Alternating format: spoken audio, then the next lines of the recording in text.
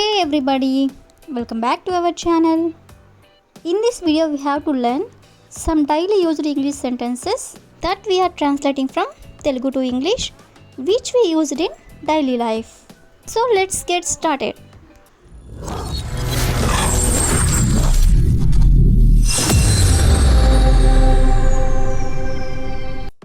Before going to the topic, if you like this video, please like and share to your friends and family members, and also don't forget to subscribe my channel. Okay, coming to the topic, ఈ రోజు వీడియోలో మనం పాడే విషయంలో ఆమెతో ఎవరూ పోటీ పడలేరు, లేదా నేర్పించే విషయంలో అతనితో ఎవరూ పోటీ పడలేరు, లేదా వాక్యాలు తయారు చేసే విషయంలో మాతో ఎవరూ పోటీ పడలేరు, ఈ విధంగా ఎవరూ పోటీ పడలేరు అనే వర్డ్ని కూడా మనం మన డైలీ లైఫ్లో చాలా సందర్భంలోనే యూజ్ చేస్తూ ఉంటాం కదా. సో ఈ వర్డ్ని యూజ్ చేసుకొని కొన్ని ఎగ్జాంపుల్ సెంటెన్సెస్ అనేవి చూద్దాం. So first one is, chess ఆడే విషయంలో వాళ్ళతో ఎవరూ పోటీ పడలేరు. చెస్ ఆడే విషయంలో వాళ్ళతో ఎవరూ పోటీ పడలేరు. సో దీని ఇంగ్లీష్లో, no one can compete with them in terms of playing chess. No one can compete with them అంటే ఎవరు కూడా పోటీ పడలేరు వాళ్ళతో. In terms of playing chess అంటే చెస్ ఆడే విషయంలో. అదేవిధంగా నెక్స్ట్ వన్ ఈస్, పని చేసే విషయంలో ఆమెతో ఎవరూ పోటీ పడలేరు. పని చేసే విషయంలో ఆమెతో ఎవరూ పోటీ పడలేరు. సో దీని ఇంగ్లీష్లో, no one can compete with her in terms of working. No one can compete with her in terms of working అంటే పని చేసే విషయంలో ఆమెతో ఎవరూ పోటీ పడలేరు అని. అదేవిధంగా నెక్స్ట్ వన్ ఈస్, చదివే విషయంలో నాతో ఎవరూ పోటీ పడలేరు. చదివే విషయంలో నాతో ఎవరూ పోటీ పడలేరు. సో దీన్ని ఇంగ్లీష్లో, no one can compete with me in terms of reading. No one can compete with me అంటే నాతో ఎవరూ పోటీ పడలేరు. ఇన్ టర్మ్స్ ఆఫ్ రీడింగ్ అంటే చదివే విషయంలో. అదేవిధంగా నెక్స్ట్ వన్ ఈస్, నేర్పించే విషయంలో అతనితో ఎవరూ పోటీ పడలేరు. నేర్పించే విషయంలో అతనితో ఎవరూ పోటీ పడలేరు. సో దీని ఇంగ్లీష్లో, no one can compete with him in terms of teaching. No one can compete with him in terms of teaching అంటే నేర్పించే విషయంలో అతనితో ఎవరూ పోటీ పడలేరు అని. అదేవిధంగా నెక్స్ట్ వన్ ఈస్, వాక్యాలు తయారు చేసే విషయంలో మాతో ఎవరూ పోటీ పడలేరు. వాక్యాలు తయారు చేసే విషయంలో మాతో ఎవరూ పోటీ పడలేరు. సో దీని ఇంగ్లీష్లో, no one can compete with us in terms of making sentences. No one can compete with us అంటే మాతో ఎవరూ పోటీ పడలేరు. In terms of making sentences అంటే వాక్యాలు తయారు చేసే విషయంలో. అదేవిధంగా నెక్స్ట్ వన్ ఈస్, వండే విషయంలో నాతో ఎవరూ పోటీ పడలేరు. వండే విషయంలో నాతో ఎవరూ పోటీ పడలేరు అంటే వంట చేసే విషయంలో అని. సో దీని ఇంగ్లీష్లో, no one can compete with me in terms of cooking. No one can compete with me in terms of cooking అంటే వండే విషయంలో నాతో ఎవరూ పోటీ పడలేరు అని. సో ఈ విధంగా మనం ఎవరూ పోటీ పడలేరు అనే వర్డ్ని యూజ్ చేస్తూ కొన్ని ఎగ్జాంపుల్స్ అనేవి చూసాం కదా. నెక్స్ట్ వచ్చేసరికి, అక్కడికి చేరుకోవడానికి టైం పడుతుంది, లేదా ఇంగ్లీష్ నేర్చుకోవడానికి టైం పడుతుంది, లేదా నా ప్రాజెక్ట్ పూర్తి చేయడానికి టైం పడుతుంది.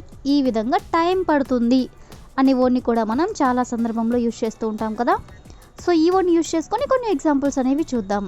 సో ఫస్ట్ వన్ ఈస్, నిద్రపోవడానికి టైం పడుతుంది. నిద్రపోవడానికి టైం పడుతుంది అనేదాన్ని it takes time to sleep. It takes time అంటే టైం పడుతుంది, టు స్లీప్ అంటే నిద్రపోవడానికి. అదేవిధంగా నెక్స్ట్ వన్ ఈస్, ఇల్లు కొనడానికి టైం పడుతుంది. ఇల్లు కొనడానికి టైం పడుతుంది. సో దీన్ని ఇంగ్లీష్లో, it takes time to buy a house. It takes time అంటే టైం పడుతుంది, ఎందుకు అంటే ఇల్లు కొనడానికి. So to buy a house. అదేవిధంగా నెక్స్ట్ వన్ ఈస్, డబ్బు సంపాదించడానికి టైం పడుతుంది. డబ్బు సంపాదించడానికి టైం పడుతుంది. సో దీన్ని ఇంగ్లీష్లో, it takes time to earn money. It takes time to earn money అంటే డబ్బు సంపాదించడానికి టైం పడుతుంది అని. అదేవిధంగా నెక్స్ట్ వన్ ఈస్, ఈ ఆర్టికల్ రాయడానికి టైం పడుతుంది. ఈ ఆర్టికల్ రాయడానికి టైం పడుతుంది అనేదాన్ని it takes time to right this article. It takes time అంటే టైం పడుతుంది. టు రైట్ దిస్ ఆర్టికల్ అంటే ఈ ఆర్టికల్ రాయడానికి అని. అదేవిధంగా నెక్స్ట్ వన్ ఈస్ కేక్ చేయడానికి టైం పడుతుంది. కేక్ చేయడానికి టైం పడుతుంది అనేదాన్ని it takes time to bake a cake. It takes time to bake a cake అంటే కేక్ చేయడానికి టైం పడుతుంది అని. అదేవిధంగా నెక్స్ట్ వన్ ఈస్ నా ప్రాజెక్ట్ పూర్తి చేయడానికి టైం పడుతుంది. నా ప్రాజెక్ట్ పూర్తి చేయడానికి టైం పడుతుంది. సో దీని ఇంగ్లీష్లో it takes time to finish my project. It takes time to finish my project అంటే నా ప్రాజెక్ట్ పూర్తి చేయడానికి టైం పడుతుంది అని. అదేవిధంగా నెక్స్ట్ వన్ ఈస్ ఇంగ్లీష్ నేర్చుకోవడానికి టైం పడుతుంది. ఇంగ్లీష్ నేర్చుకోవడానికి టైం పడుతుంది. సో దీని ఇంగ్లీష్లో it takes time to learn English. It takes time to learn English అంటే ఇంగ్లీష్ నేర్చుకోవడానికి టైం పడుతుంది అని. అదేవిధంగా ద లాస్ట్ ఎగ్జాంపుల్ ఈస్ అక్కడికి చేరుకోవడానికి టైం పడుతుంది. అక్కడికి చేరుకోవడానికి టైం పడుతుంది. సో దీని ఇంగ్లీష్లో it takes time to reach there. To reach there అంటే అక్కడికి చేరుకోవడానికి. సో ఈ విధంగా మనం టైం పడుతుంది అనే వర్డ్ని యూజ్ చేసుకొని కొన్ని ఎగ్జాంపుల్స్ అనేవి చూసాం కదా.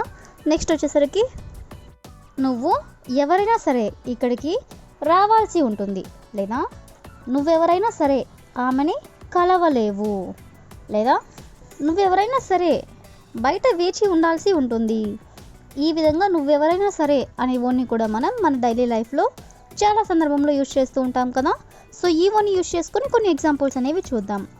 సో ఫస్ట్ వన్ ఈస్ నువ్వెవరైనా సరే వాళ్ళు నీకు సహాయం చేయరు. నువ్వెవరైనా సరే వాళ్ళు నీకు సహాయం చేయరు అనేదాన్ని whoever you are they won't help you. Whoever you are అంటే నువ్వెవరైనా సరే దే వోంట్ హెల్ప్ యూ అంటే వాళ్ళు నీకు సహాయం చేయరు అని. అదేవిధంగా నెక్స్ట్ వన్ ఈస్ నువ్వెవరైనా సరే లోపలికి వెళ్ళలేవు. నువ్వెవరైనా సరే లోపలికి వెళ్ళలేవు అనేదాన్ని whoever you are you can't go inside. Whoever you are అంటే నువ్వెవరైనా సరే you can't go inside. Inside అంటే లోపలికి, వెళ్ళలేవు అంటే కాంట్ గో. అదేవిధంగా నెక్స్ట్ వన్ ఈస్ నువ్వెవరైనా సరే నేను నీతో మాట్లాడను. నేను నీతో మాట్లాడను అంటే I don't talk to you. నువ్వెవరైనా సరే అంటే హూ ఎవర్ యు ఆర్. అదేవిధంగా నెక్స్ట్ వన్ ఈస్ నువ్వెవరైనా సరే నేను నీకు భయపడను. నువ్వెవరైనా సరే నేను నీకు భయపడను అనేదాన్ని whoever you are I'm not afraid of you. Whoever you are అంటే నువ్వెవరైనా సరే I'm not afraid of you అంటే నేను నీకు భయపడను అని. అదేవిధంగా నెక్స్ట్ వన్ ఈస్ నువ్వెవరైనా సరే జరిమానా కట్టాల్సి ఉంటుంది. నువ్వెవరైనా సరే జరిమానా కట్టాల్సి ఉంటుంది. సో దీన్ని ఇంగ్లీష్లో whoever you are you will have to pay the fine. You will have to pay the fine అంటే నువ్వు జరిమానా కట్టాల్సి ఉంటుంది అని. నువ్వెవరైనా సరే అంటే హూ ఎవర్ యు ఆర్. అదేవిధంగా నెక్స్ట్ వన్ ఈస్ నువ్వెవరైనా సరే బయట వేచి ఉండాల్సి ఉంటుంది. నువ్వెవరైనా సరే బయట వేచి ఉండాల్సి ఉంటుంది. సో దీని ఇంగ్లీష్లో whoever you are you will have to wait outside. Whoever you are you will have to wait outside అంటే నువ్వెవరైనా సరే బయట వేచి ఉండాల్సింది అని. సో ఈ విధంగా మనం కొన్ని ఎగ్జాంపుల్స్ అనేవి చూసాం కదా. So that's all for today. I will ask you a question for you. నువ్వు ఎవరైనా సరే ఇక్కడికి రావాల్సి ఉంటుంది. నువ్వు ఎవరైనా సరే ఇక్కడికి రావాల్సి ఉంటుంది. So if you know this one in English, please you can comment in the comment section. Thank you for watching.